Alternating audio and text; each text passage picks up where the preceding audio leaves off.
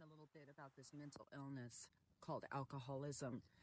And I want to explain what that looks like. If you have an alcoholic mind, you are constantly thinking everything, right? In your little tunnel vision, you see things the way you want to see them. Everything has to be the way you want it to be.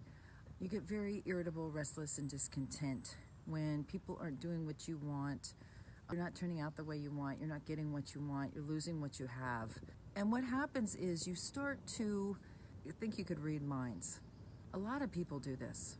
You're going to say to me, Karen, a lot of people do that, right? If I'm sitting there and I'm sitting on the couch and someone walks in and I'm eating Doritos and drinking a Coke, let's say. They walk in and look at me and I think to myself, you know what? I know what they're thinking. They want me to get up and help them. They're working, they're vacuuming and cleaning, and they want me to help. I know what you're thinking. And they say, you know what I'm thinking? I know what you're thinking. You want me to get off my fat ass and help you, don't you? And they say, no, I was going to ask you what you wanted for lunch. Does that seem familiar to you? That you always think, those people over there are talking about me, those people are mad at me, she seems really upset, I wonder what I did wrong, right? Now, the mental illness is not so much that you think that you think you know what other people are thinking, or you think you understand something, right? It's when you act on that. It's when you make stuff up, right? You're not even sure, and then you react accordingly. I'll give you an example. When I was about 10, right, we had these 10-speed bicycles in my neighborhood, and there was about 6 of us girls that ran together. We were like a gang, right? Like a hoodlum gang.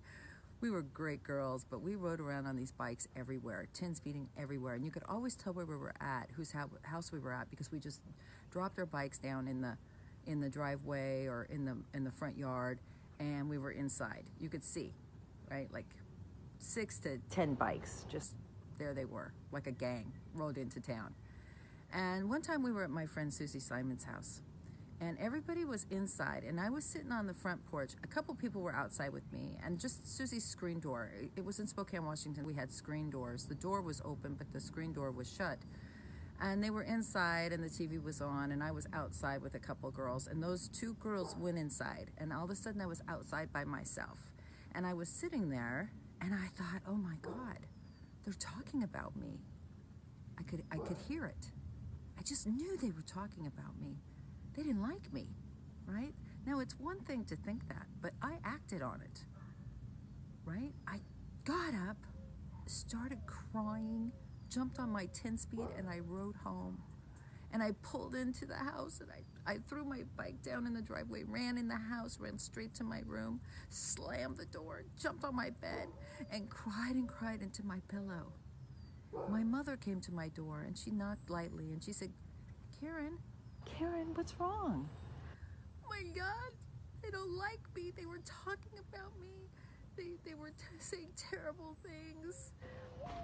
And I cried and cried. She said, honey, how do you know? What did they say? I don't know. I couldn't hear them, but they were talking about me. And all my friends, they pulled up outside and they knocked on the door and they said, Mrs. Roberts, can we see Karen? She rode off, and we were talking about, what we were going to do for lunch, and she left. She left in a hurry. She was crying. What happened? And they came in. They said, Karen, we weren't talking about you. We were talking about going to Marcy's for lunch. Her mom was going to make hot dogs. That's all we were talking about, was we should go to Marcy's for lunch because her mom was making hot dogs. Now, can you see that pretty clearly? That's alcoholism. It's one thing to think people are talking about you. This is the other thing to act on it.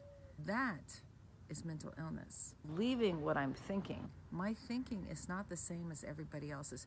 Nobody else in my friends might have one time thought somebody was talking about them, but they didn't act on it.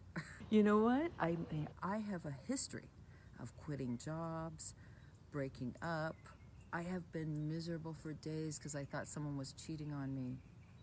He wasn't. My mind started going. I made up this story. It went on and on and on. And all of a sudden, all the things started connecting. It all made sense, right? oh my God, that's why he did this, and that's why, and I couldn't reach him that day, and it's because of this, and he's probably been seeing it for months. I know who it is. I know who it is. It's that girl that came to the house. Oh my God, that is mental illness. That is alcoholism. And you see in all of that, all those examples I gave you, I'm thinking about myself. It's all about me. There's no room in there for anybody else.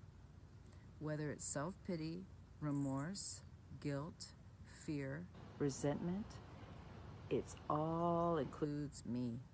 These are just ways for me to think about myself, and then I make shit up. And I'm gonna blame you. Those are just some of the inconsistencies of alcoholic thinking. If you have a loved one that behaves like that, it's not on purpose. It's the way their mind works. Most likely, you're dealing with an alcoholic who is selfish and self-centered to the core, and they can't even see it.